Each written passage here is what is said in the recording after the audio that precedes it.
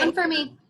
Okay. I've had a couple questions, not only from districts, but from a couple parents. Can districts qualify a student under the category of autism without a medical diagnosis? Some districts say we are not qualified to make a determination.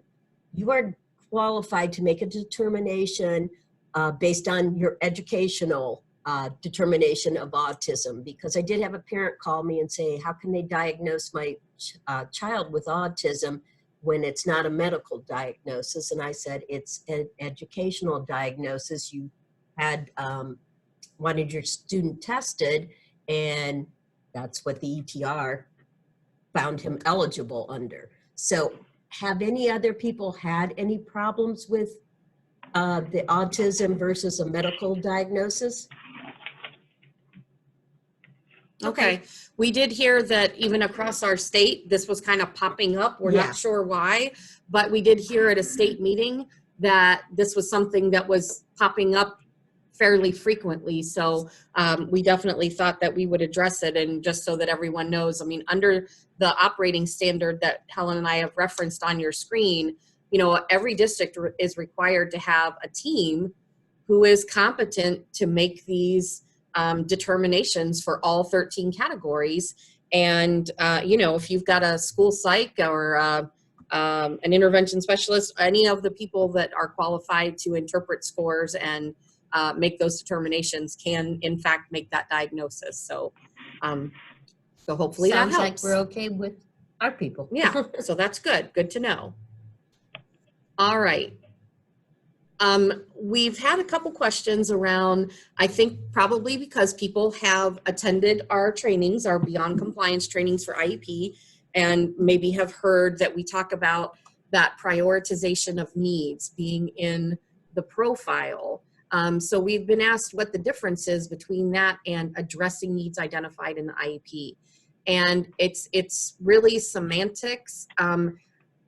You are required to ensure that you address needs that are identified in the ETR. So whatever is identified in the ETR has to be addressed somehow in the IEP. However, we know that very often there are, you know, a multitude of needs that a student may have, and you don't want to have an IEP that has 20 goals on it.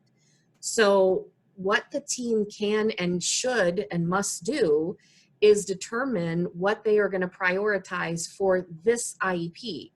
But what you don't want to happen is you don't want the state to be looking at an ETR and an IEP pair and see that there were all these needs that were identified in the ETR, yet there's no mention of them in the IEP. So in the profile, you can simply state that there's been a prioritization of needs. The team has agreed that for this IEP, we are going to focus on X, Y, Z. And you give the explanation for why you chose those specific skills to be prioritized for the IEP. Sometimes it might be an issue of something was a need when the ETR was done, but a year later, it's no longer a deficit. And you simply explain that.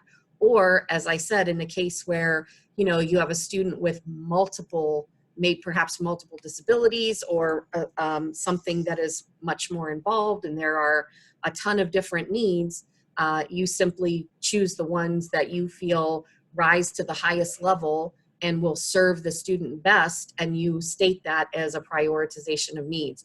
And that is kind of one of those catchphrases that they do look for, because that tells them right away that you are explaining and giving the rationale for anything that was identified in the ETR that does not have a goal or is not addressed somehow in the IEP. And when it comes to parents, because we just did a little thing with one of our districts that will be going through internal monitoring this year. Anybody on this call right now, you're not, but we have a community school hopefully finishing up, and we have a major district and another online district. So these questions are popping up again, you know, and if the parent, I had a teacher of a student with multiple disabilities say, you know, this parent's saying, no, they have this, this, and this.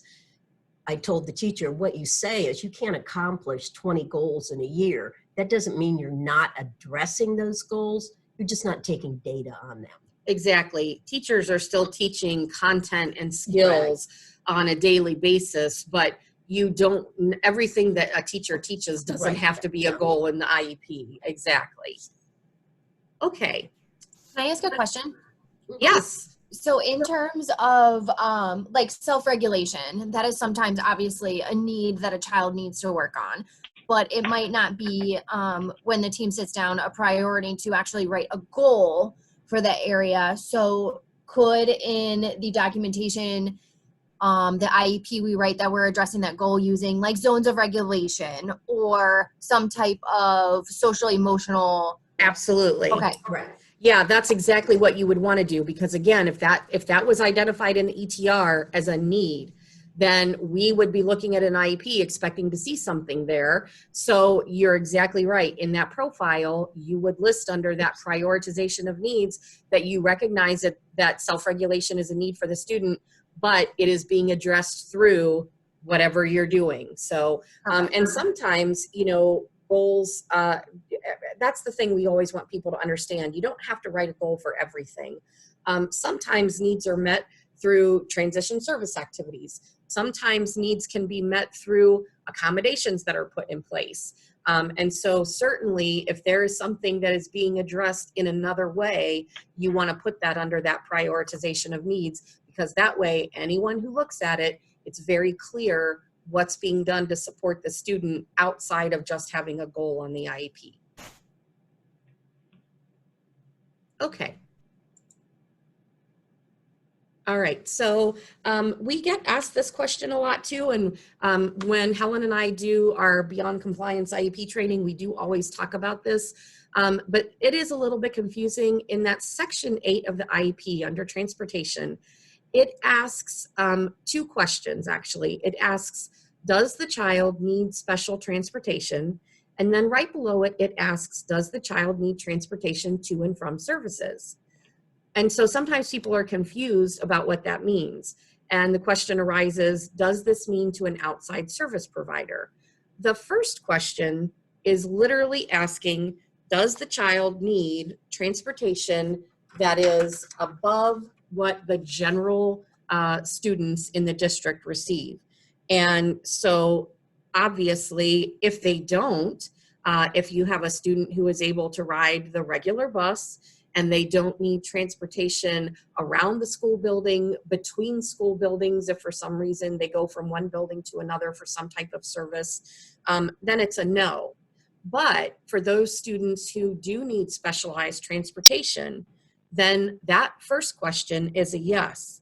And transportation in the operating standards literally means travel to and from school, between schools, in and around school buildings during normal school hours and outside of normal school hours, if that is included in the student's IEP. So if those services somehow, carry over outside of the school day, then the transportation extends to that.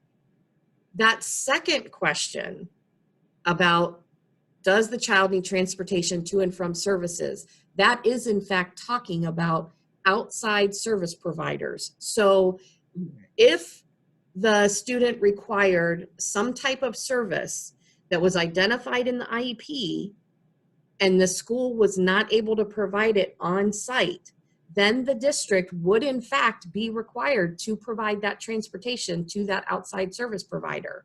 However, if, let's say, a parent chooses to take their child to outside speech therapy, or they spend, one day a week at Akron Children's for OT, that is the parent's choice. That is not something that the team identified as a service. The district is not required to provide transportation for that. So hopefully that makes that clear. Any questions about that? Good. Okay, great.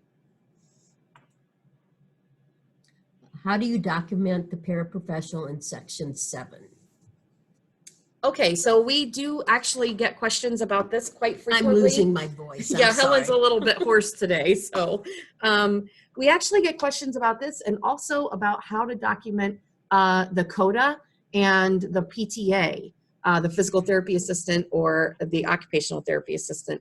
They all three go in the same place under support for school personnel because, and we've actually gotten people have been very confused about CODAs and PTAs thinking that they belong under related services. But I think we've kind of driven this home, so you can let us know, because this started a couple years ago, and I think everybody knows now why we do the CODAs and the PTAs same as the paraprofessional. Right. So Oh, go ahead. yeah, so Helen's right. We've really tried to get this message out there to make sure people are clear, but they do go under support for school personnel because they are acting under the direction of either the OT, PT, or the intervention specialist or the general education teacher.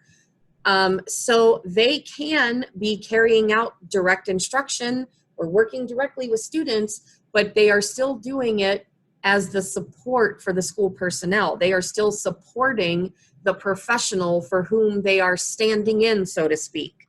So some ways that you might word it in Section 7 could be execution of therapeutic strategies with student for strength, stamina, practice, and generalization of skills under the direction of the occupational therapist. For the paraprofessional, same thing. Even though the para might be providing direct instruction, he or she is still acting under the guidance and supervision of the classroom teacher. And so they would be listed again under that support for school personnel and might sound something like guided practice, one-on-one coaching, redirection, modeling of strategies provided to the student under the direction of the intervention specialist or under the direction of the general education teacher. I don't think that's been too big of a area of concern in our region. This did come from the state, but a couple years ago, there was a kind of a big pushback from some of the CODAs and PTAs and even the PTs and occupational therapists, because, you know, most of the time they're doing the diagnosis and, you know, setting the specifics for the child, but a lot of times you have the CODA or PTA coming in, carrying it out, but they can't change the kind of like prescription. Only the OT or PT can. They can do all the hands-on, but they can't change like,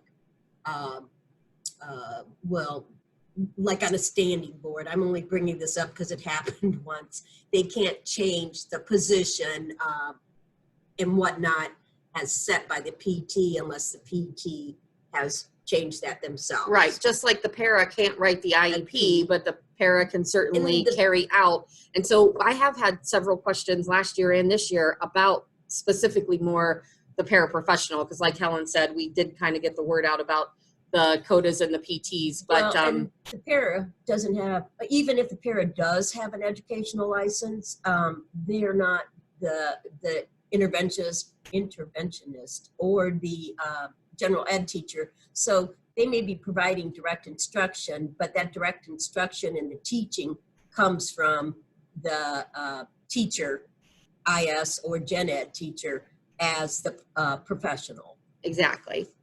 Any questions there for anybody? No, ma'am. Okay. All right. So again, one of the areas that we see, not necessarily that it's non-compliance, it doesn't rise to like the top 5, but there does seem to be quite a bit of confusion around, is exactly what to write in that LRE section when students are pulled out, you know, temporarily, or they're pulled out for any kind of service. Usually, if it's for therapy, you know, OT, PT, that's pretty straightforward. Most people feel really comfortable with that. But I think there's still some confusion and people feel less confident about what to write if a student is being pulled out for testing, they wonder, should it just be listed in accommodations in section 7, or should it be written in the LRE statement? If you write something in the LRE statement that says the student is pulled out for testing, then what you are indicating is that the student is always pulled out for testing, because you are saying that that now becomes their LRE. So you are indicating that every time the student takes a test, they are going to be removed from the gen ed classroom for that testing. So again, you have to be really clear about what you're saying. If the student is being pulled out only occasionally, you need to make sure that you state it that way. Because if you simply say the student is pulled out for testing, then that indicates to us and to the state that it's all the time. So you do have to make sure that you are very specific about when and where the student is removed from the general education setting. But of course, you're also documenting that in section 7 under accommodations. But if you are doing any type of removal, you do need to address it in section 11. Any questions about that? Nope. Okay. All right. Yeah, we were, and I was asked this, and I know Dee Dee has been asked this. Should we provide a PRO1 for an annual 504 review or evaluation? Our answer is, why wouldn't you? Because it's really protection for yourself. Yeah. Go ahead. I was just going to say, you know, technically speaking, you are not required to, but like Helen said, we are kind of baffled as to why a district would choose not to, particularly when you think about the fact that a 504 is not covered under IDEA, but under the Federal Office of Civil Rights. And so I think very often there's the mentality that a 504 is sort of less serious or less intense than an IEP, when the reality is the opposite can be true.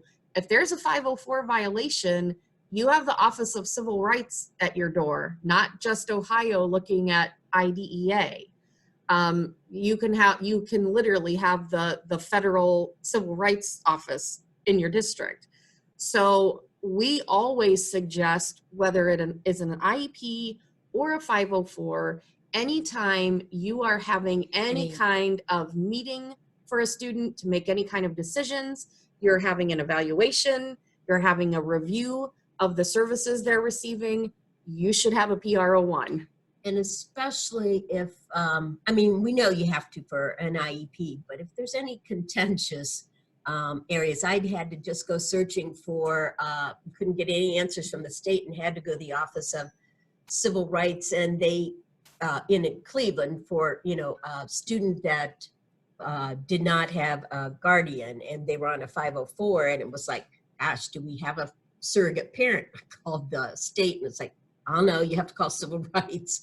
So civil rights was even like, well, did you make sure of all this? And then they said it was okay, was no harm in having a surrogate parent for the student. But that kind of just, when that happened and I can't get any answers from the state of Ohio, it was just kind of like, well, this could get a little dicey at times. Yeah, and that really just reaffirmed to us the weight that a 504 truly does carry, because as we said, it falls under the Office of Civil Rights. And so we would never suggest doing anything without that PRO1, because as Helen said, that does serve as protection, because what it does is it gives the district side of the story. And it is your opportunity to say what was done, what happened at a meeting, what happened at a review or an evaluation, and what the plan is going forward. So yes, we will always say, do the PRO1. Any questions on that? Nope. Okay. Okay, good. Well, those are really the questions that we had that had been kind of submitted or have been floating around recently. Like I said at the beginning, we expected January and February's meetings to office hours to probably be a little short, but we did want to just give an opportunity at the end if there are any alternate assessment questions. I know we took the one very first thing. We have begun training, and so as folks are going back and starting to get into that practice test or are feeling more confident about making decisions around which mode of test a student will use, we just wanted to give the opportunity again to field any questions that might be popping up in your area.